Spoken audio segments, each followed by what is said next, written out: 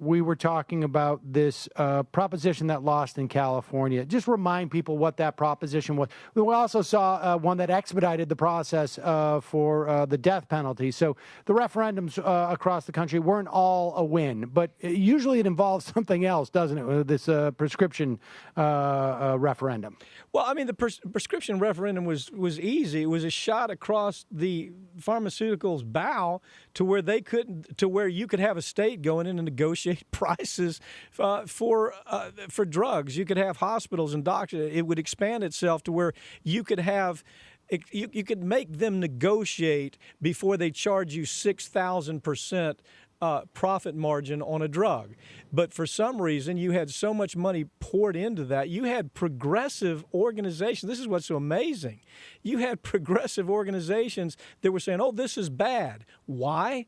When you followed the money, that progressive organization had gotten money from the drug industry. And so, I mean, it's a total disaster. I mean, it was a really good opportunity for the rest of the country to jump in and say, you know, we should be able to negotiate prices on drugs and not pay 6,000% increase a profit margin, and they do it all over the world. But it's like California went brain dead on that issue. I mean, completely. What's your take?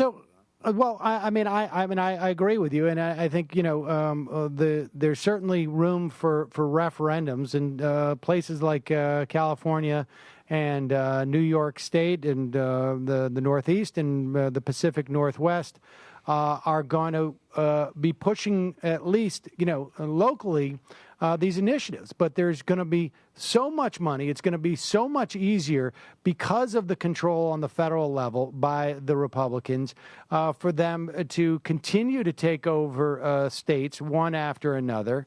There is not the same freedom. You mentioned the referendums involving marijuana, where we saw that in 3 states, I think Nevada, Massachusetts, and there was a third that passed recreational marijuana. But the bottom line is, none of this is going to go forward. I mean, Bobby, the federal government can easily just say, we're going to bump that up on our list of things that we're going to find, we're going to prosecute. And I don't know, Attorney General Giuliani or Christie will say, we're not having any of that. Well, I don't see that happening. Because first of all, the Republicans are kind of ideologically the states' rights people, and they would offend some of their base if they started doing some of that stuff. Back to what you were saying about the pharmaceutical referendum in California, which went down to defeat. The LA Times did a really interesting story about that, and I'm living half-time in California, so I saw the ads every night. I think the industry spent something like $160 million on advertising. I've never seen a network. Literally every channel was blanketed with these advertisements by veterans and veterans groups. Every veterans group in the state opposed it. Many of the environmental groups opposed it.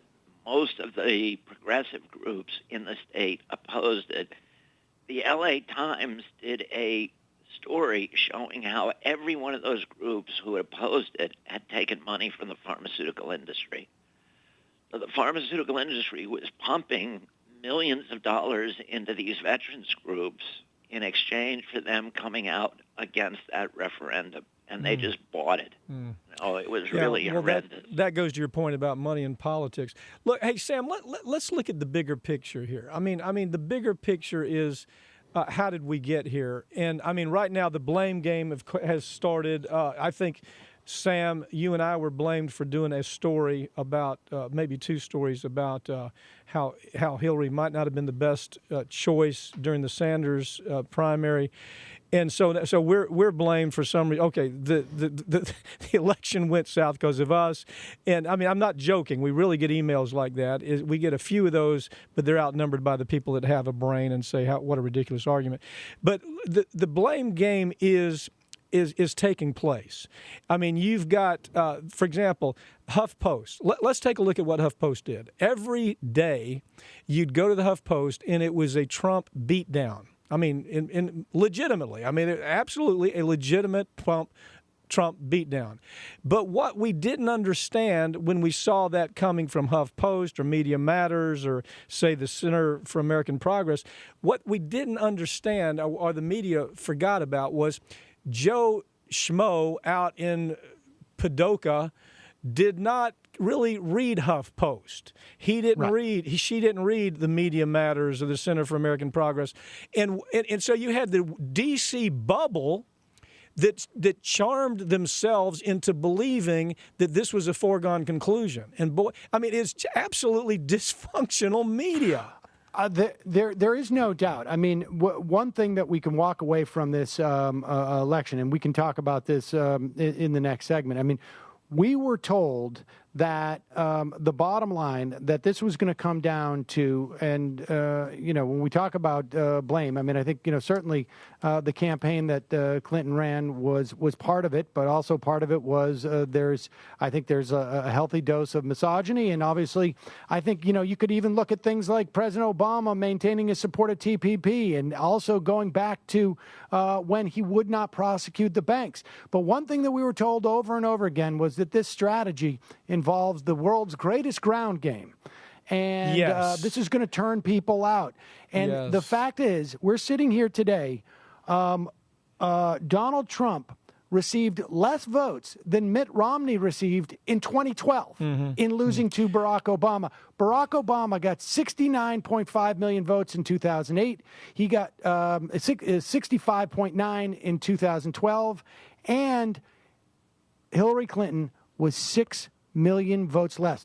And this is 4 years later, when theoretically there's supposed to be more of them because they're younger and they're getting born every day.